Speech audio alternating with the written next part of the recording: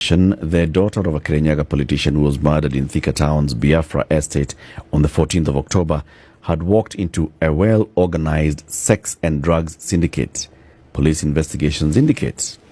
Called to Thika from her mother's home in Kamaki's estate in Kiambu County on the afternoon of October 12 by a young female friend whose name has been withheld, the 23-year-old Seth Nyakeo was first taken to a pool party. Her mother, Lucy Njeri, who is also a nominated MCA in Kirinyaga, said her daughter sent her photos as she swam in a swimming pool at a popular hotel in the town. Now, it's been said that the daughter and the mom were really, really close. They are always even posting photos and videos together on social media. So this girl is at the pool party and she's actually updating her mom. Here I am, we are enjoying ourselves. The mom says, now, the photos show the diploma in media studies graduate enjoying herself. A source who was also at that party told the nation that as the night wore on, liquor and drugs were flowing freely. There was a woman who would link up other girls to reach clients for a commission. I will repeat that. There was a woman who would link up other girls to reach clients for a commission. The source said Nyakeo's mother confessed knowing about that woman whom her daughter had last been seen with. There was a time that this woman had visited my house and I disliked her at first sight. I warned my daughter to keep away from such company, Njeri said. After the party, Nyakeo retired to spend the night at a friend's house in crime-prone Biafra estate. According to Thika West DCI officers, Nyakeo remained in Biafra on October 13th. Her phone signal indicated that she did not leave the area. There are several contacts of interest that reached her, specifically one person of high interest. A police report reads in part. It says the male suspect had been reported to the police officer over death threats that he allegedly issued to Nyakeo's female friend. So Nyakeo has a friend. This friend is one with whom she goes to Biafra estate.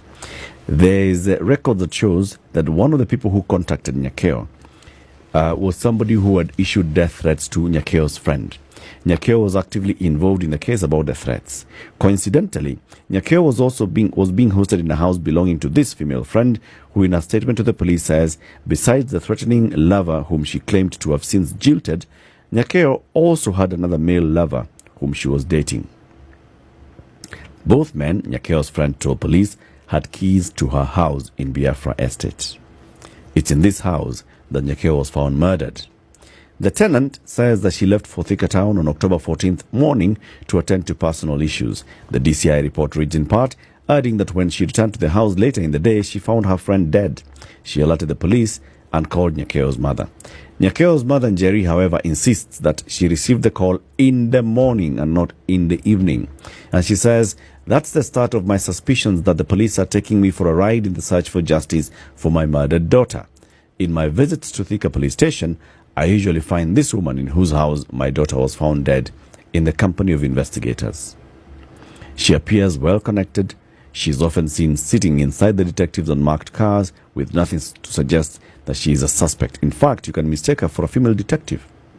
So this woman in whose house Nyakeo died and is the one who contacted Njeri and said, oh my God, this has happened. When Njeri goes to police, she finds this woman sitting in the detective's office, also sitting in the detective's car. She appears to be having some very good relations with these detectives.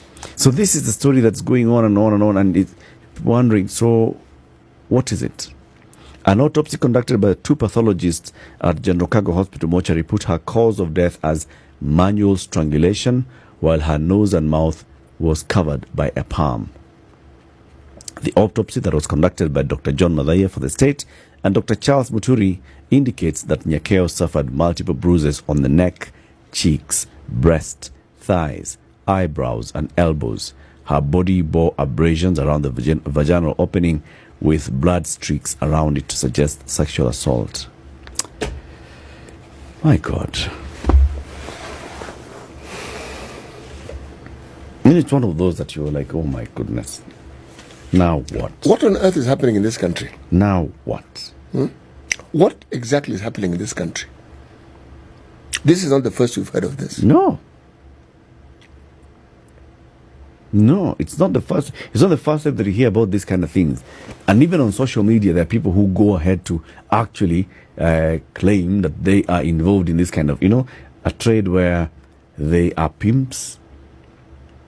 They are connecting young girls to sexual predators, people who claim that they will pay, and then there's all manner of violence that's committed on these girls. This is the kind of thing that this story is suggesting, that this was such a party. Girl is invited to a party, gets in there, kumbe, there's another trade that's going on. Whatever transpired between the pool and the house in Biafra and overnight and the following morning, up to a point where the person or people who assaulted her, they assaulted her to such an extent that you can see that there was an attempt to resist. That's why she has bruises on the neck, cheeks, breast, thighs, eyebrows, elbows. She was sexually assaulted. She was strangulated. There was strangulation, and there was a covering of her mouth and nose with a palm. It was just violent, brutal death. Why? And who are these who are doing it? Who's this particular case? Who is this who did it? None of these things take place without the know-how of the DCI. They know. They know the people who are involved. They know where these parties take place. They know. Once upon a time, remember the time when illicit brew, these kumi type drinks had been outlawed. Yeah.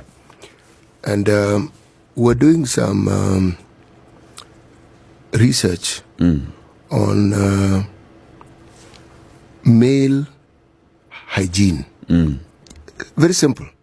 How do men stay clean? How do they respond to hygiene? And we were looking at men from the age of 18 to 60. Now, some of the respondents that we had, remember, these are volunteers, happened to come from some part in Eastlands. So they invited me to go and see where it is they come from. So I went. The two of us went there. And while we were being shown around, just walked around the estates. There was a place where there were people sitting out in the open. And I asked, what are they doing there? Said, they're drinking. I said, what are they drinking? Said, they're drinking some illicit brew, blah, blah, blah, blah. Some local brew. Yeah. So, as I observed, a police car came and I said to myself, okay. No one moved. No one moved. They didn't even budge. It's like a friend who was just driven by. Believe me, nothing changed. Nothing. Then, the police car drove off. One person got out of the car, drove off. Then I was taken to the estate. I was taken to another house. That lady sold cannabis. She was known. Again, when the house police came, now I knew, here, I am going to be arrested. Yeah. Nothing happened. They came, greeted us. They entered the room with that lady. They came out, they left. So I asked the guys, just explain to me what I understand. And they told me, the police pass by, they're given a cent of money twice a week, and that's it. Here, same. And even when the cannabis arrives into Nairobi, they know about it, and sometimes they even escort it. I said, really? They said, yes. Now, that is simple, a simple vice. People want to smoke bangi, those want to drink illicit brew, okay? But what we're talking about here is something that has graduated completely. It's a whole different story. It is not your everyday, it's not your vice. And somehow young women keep losing their lives. Yeah. Remember last week we were talking about this, the story of Akina Waini. Terrible, terrible deaths meeting young women, and these are clearly unsuspecting young women. Yep. If they knew better, they would not have ended up in that particular position. They did not know better. So how many young Kenyans must we lose before we realize that we actually have a very serious problem on our hands? There's a big issue here. There's a very big issue here. And the thing is, yes, granted, there are cases that the police investigate and they nab suspects and the DPP takes the suspects to court and cases begin and conclude, all right. But there are also very many cases that just go. So investigations begin and investigations do not conclude. And by the time investigations are concluding, even the DPP cannot take a case to court because no witnesses available. There's nothing much to hold this case through trial. And it goes on and on and on. And what I was saying earlier is, it gets to a point where the criminals know this is how police operate. Or they've understood it, or they have an understanding. They with have the an police. understanding of it. Yes. And usually the understanding is that no lives must be lost. Because the fuss is kicked when a life is lost. Yes. Anything that happens in Make between. sure mtu asikufe. Sasa Yes. mtu akiuza huwa anaharibu biashara. Yes, exactly. But here we are. Now this is Nairobi. Do you know what happens in the other major towns in this country? Do you know what happens in Mombasa? Do you know what happens in Nakuru? Do you know what happens in Kisumu? Do you know what happens in... do you know what happens in Nyeri? Do we know what happens in all these major towns? Do you know what happens in Eldoret? Because if it is something that involves young people, the copycat matter comes into being. It comes alive. Because if it's happening here, some other people elsewhere want to do the same thing. Yep. Because it is the chic thing for young people to do. Yeah. Yes. Yeah.